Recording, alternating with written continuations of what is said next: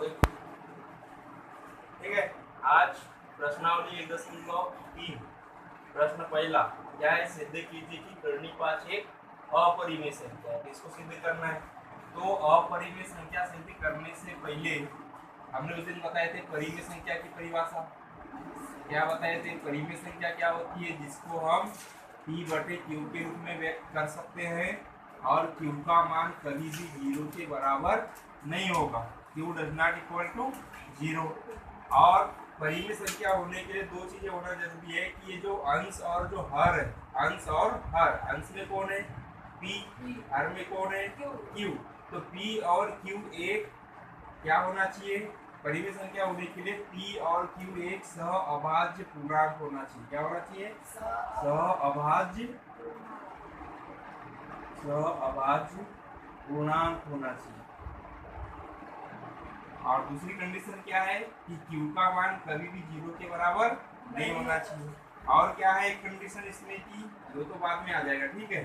अभी परिमेय संख्या होने के लिए P और Q एक क्या होना चाहिए? सहअभाज्य पूर्णांक। और सहअभाज्य पूर्णांक क्या होता है? सहअभाज्य पूर्णांक का मतलब है कि जैसे P और Q का कोई भी उभयनिष्ठ गुणनखंड नहीं होना चाहिए। मतलब एक के अलावा कोई दूसरा उभयनिष्ठ गुणनखंड नहीं होना चाहिए। जैसे मैंने यहाँ लिखा 4/6, तो 4 का एक गुणनखंड बताओ। 2 के पहाड़े में आता है ना 4।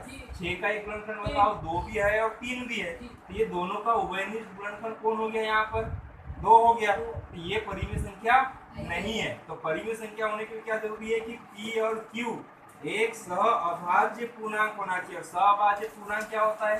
सहअभाज्य पूर्णांक मतलब क्या हुआ कि P और Q का एक के अलावा कोई दूसरा गुणनखंड नहीं होना चाहिए। मतलब अगर P में 3 का भाग जा रहा है तो Q में भी 3 का भाग नहीं जाना चाहिए। समझ में आ रहा है क्या बोलना चाह रहा हूँ? सहअभाज्य पूर्णांक को बता रहा हूँ मैं कि सहअभाज्य पूर्णांक क्या होता है।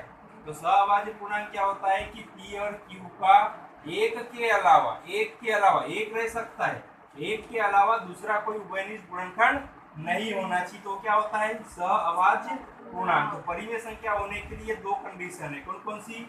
कि P/Q यानी Q का मान 0 के बराबर नहीं होना चाहिए और P और Q का मतलब अंश और हर एक सहअभाज्य पूर्णांक होना चाहिए और Q का मान 0 के बराबर नहीं होना चाहिए। हमको यहाँ पर वही सिद्ध करना है कि सिद्ध कीजिए कि कर्णिपाश एक अपरिमेय संख्या है। तो अपरिमेय संख्या है तो हम क्या करते हैं? इसका उल्टा मान के चलते हैं कि यह मान के चलते हैं कि माना कर्णिपाश एक कौन सी संख्या है?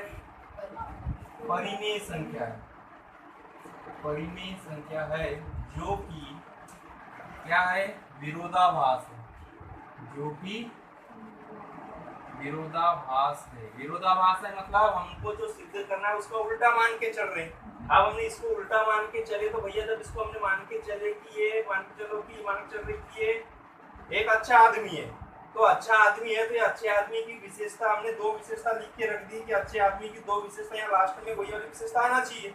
लेकिन पता चल रहा है कि लास्ट में हमने इसको अच्छा आदमी मान के चल रहे हैं, विशेषता दे रहा है बुरे आदमी की। इसका मतलब हमने जो माना था वो क्या था? गलत था। मतलब पहले जो था वही क्या था? सही था। अभी हम इसका उल्टा मान के चल रहे हैं कि कर्णिपाश एक अपरिमेय सिद्ध करना है। लेकिन हम मान के क्या चल रहे हैं कि कर्णिपाश एक परिमेय संख्या है जो कि विरोधाभास है, मतलब जो कि विपरीत है। मतलब जो हमको बोला है उसका क्या मान के चले?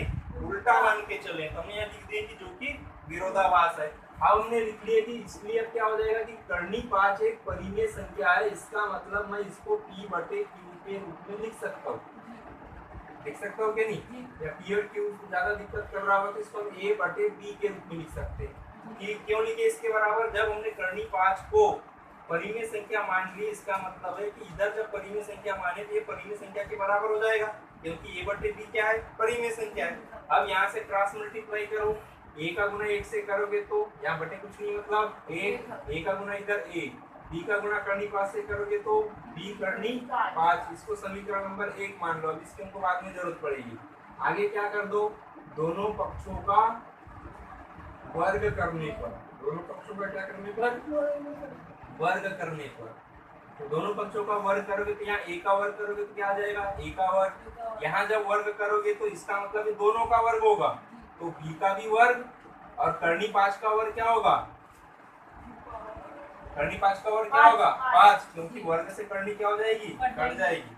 अब ये 5 इसके बटे में आ जाएगा इधर, तो a वर्ग के बटे में कितना आ गया 5, इधर क्या बचा b का वर्ग। अब इसको अब यही रख दो। एक चीज और बताना दिया था, एक चीज ध्यान देना, अगर कोई संख्या अगर a वर्ग 5 से विभाजित है या कोई दूसरी संख्या से विभाजित है, तो ये वर्ग अगर 5 से विभाजित है तो इसका जो वर्गमूल a रहेगा यह भी किससे विभाजित होगा 5 से विभाजित होगा।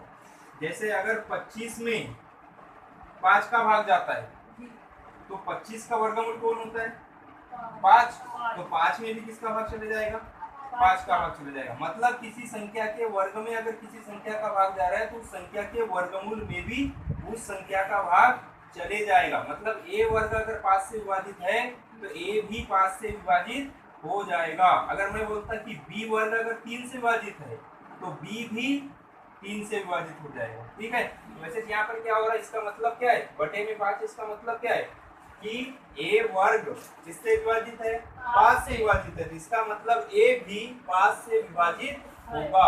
यहाँ पे लिखेंगे a वर्ग 5 से क्या है, अभी जब प्रश्न पूरा हो जाएगा तब पूरा समझ में आ जाएगा। हम तो उल्टा माने तो क्या क्या हो रहा है, a वर्ग 5 से विभाजित है इसलिए a भी 5 से क्या होगा विभाजित होगा।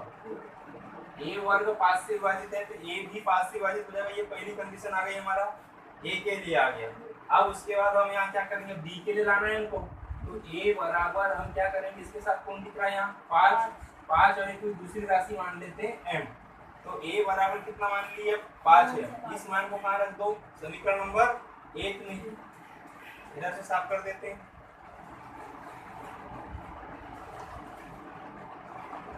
इससे भी लिख देंगे इसको ना, इंपॉर्टेंट क्वेश्चन है ये वाला 1 बन गया तो आगे तो पूरे ये वाला प्रश्न आता है करनी 2 1 पर अपरिमेय संख्या सिद्ध करो, करनी 3 करो, करनी 7 करो, तो सब ऐसे ही बनेंगे।